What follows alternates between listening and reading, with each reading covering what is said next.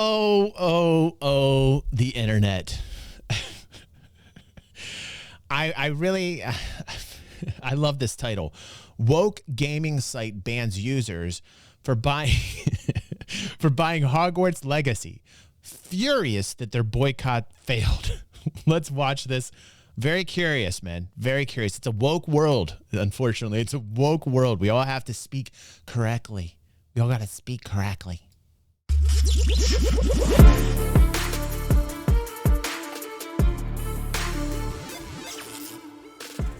I'm sure you're well aware of the heat the upcoming Hogwarts Legacy game is getting. I did a video on this not that long ago. You have outlets like this one right here. Real top-notch website known for its integrity, I'm sure.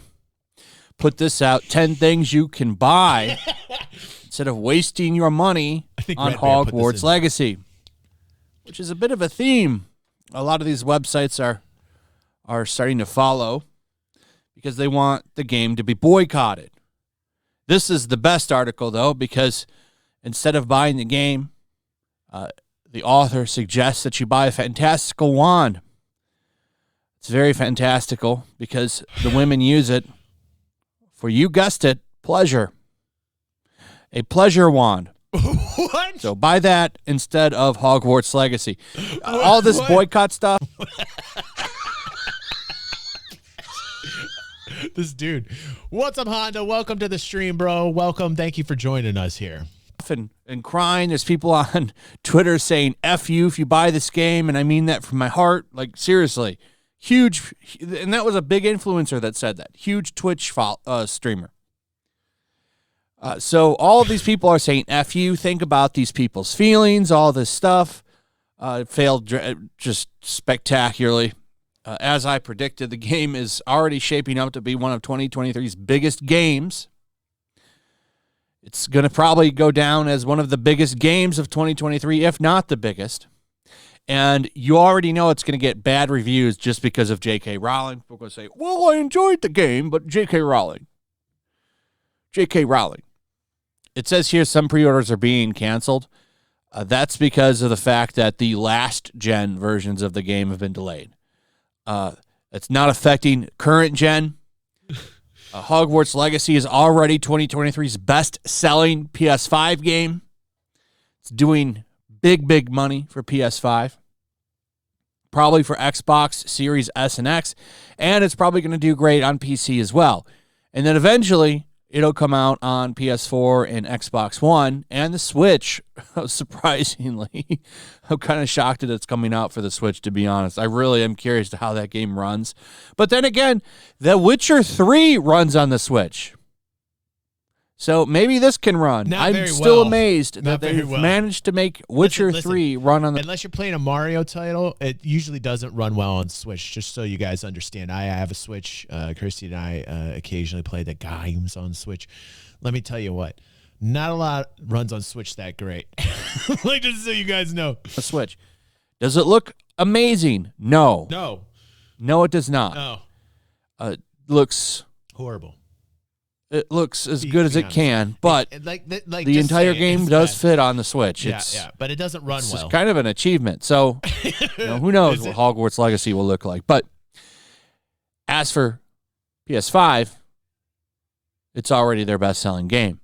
So this boycott on the game has failed. It's a gigantic failure. Yeah, you know what I don't like? Yeah, Tech, hold on a second.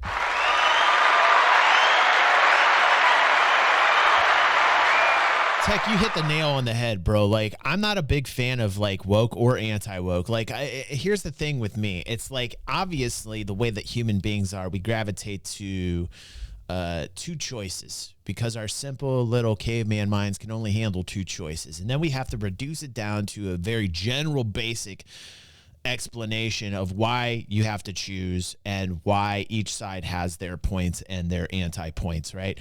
And the thing that makes me more sick than anything else is that people subscribe to that philosophy, that they subscribe to that mentality. Because people that will subscribe to that mentality are no better than cow, are no better than herd animals.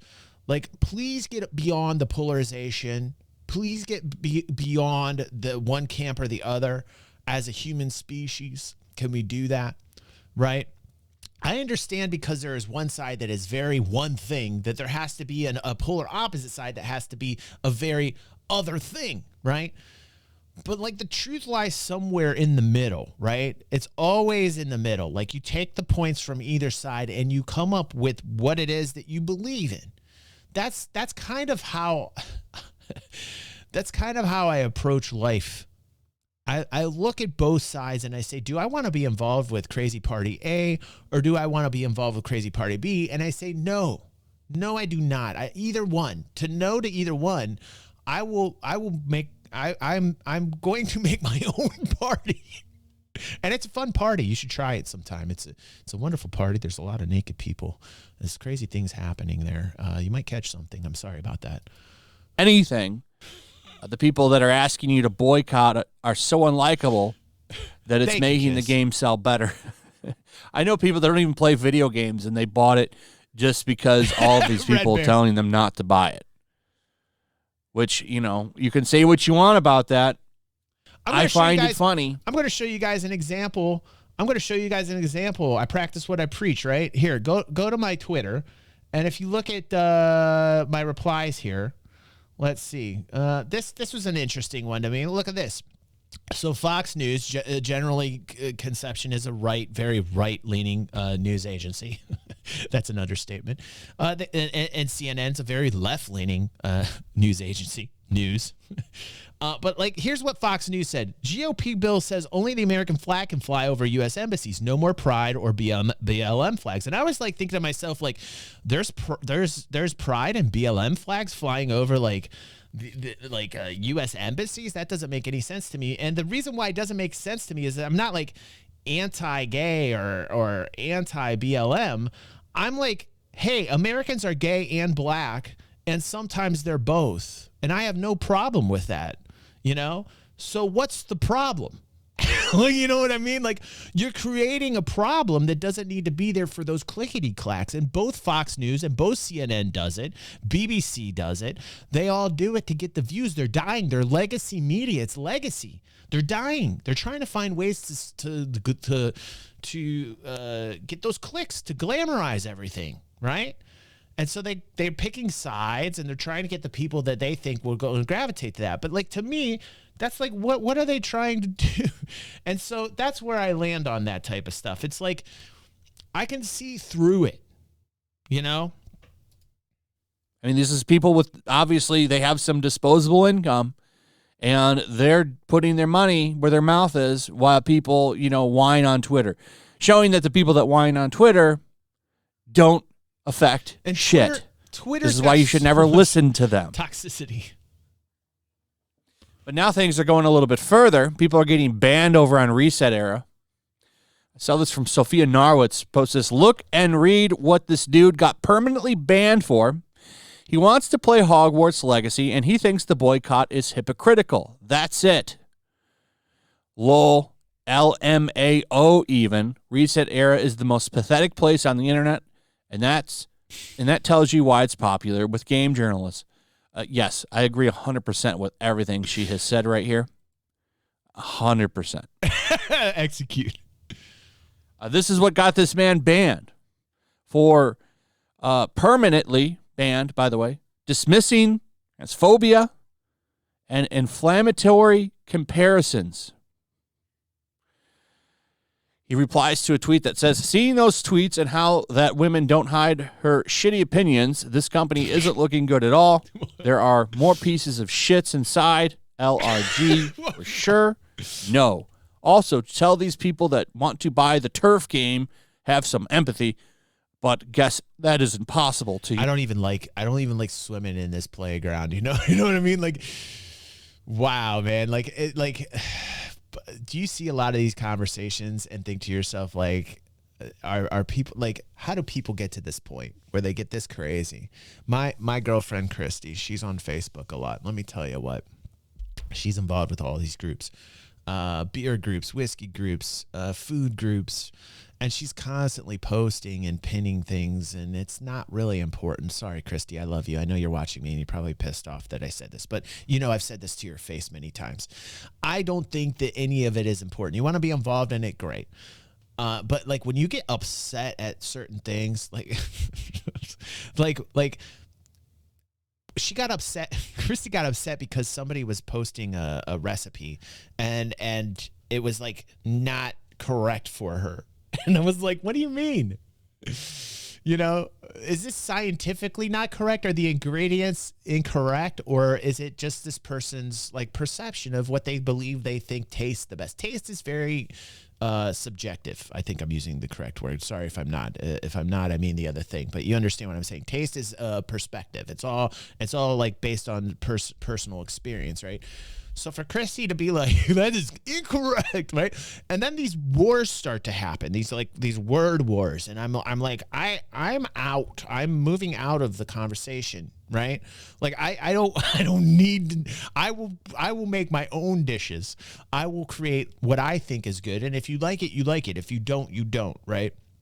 But this is crammed down people's eyeballs all the time because people get addicted to these platforms. And then they see about people that have mental illness. There are so many people online that have mental illness.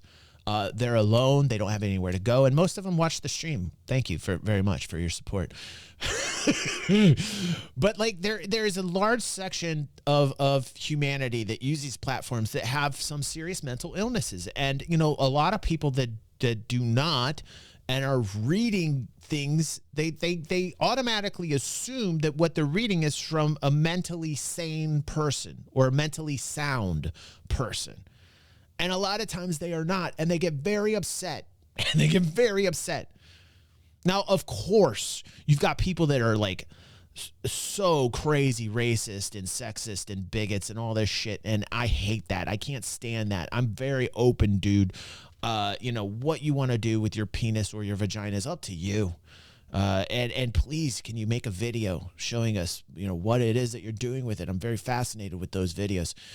But the thing is you have to disconnect yourself and get yourself grounded in reality. You have to go out and you have to smell the air. And if your air in your area does not smell good, get out of that area. Because that smell's telling you something. It's telling you to get out of the area. Very similar to what it is I'm watching here right now. It's telling me, like, this has a physical smell. Like, you understand? There's a smell here. It smells like garbage, right? And people will sensationalize this. It's good to call out bullshit. It is good to call out bullshit. Don't get me wrong. When you see bullshit, you should call it out. Absolutely. But like there are a lot of people that gravitate towards this type of content that are doing it simply to make you watch, click, and get that revenue, get that cheddar, get that cash. That's all they're doing. That's all they're trying to do. And they sensationalize and they glamorize it and they make money off of you.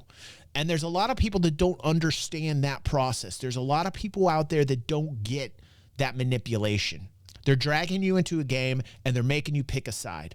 Nobody made you pick a side. You don't have to pick a side unless the side is if you don't pick it, you die. Then you got to say, okay, wait a second. I kind of like living. So let me figure a way to get out of the situation that I'm in. And then maybe I got to be like, okay. So there are situations and circumstances and scenarios like that. But I can't, like, it's a smell. Red says, I do like to see calling out the BS like in this video, but they ramble on too long after the point is being made. That is what I see most with those videos. Yes, they try and make them lengthy so that you continually suck it down and watch. Now, this guy's, you know, calling out what he believes is right. And like, you know, like it's good for people to call out bullshit when they see bullshit. But like in terms of like what I like to watch or what I like to be a part of, like really a lot of times when somebody says I have to do A or B, I say C, motherfucker. I say C. Let's get back to the show.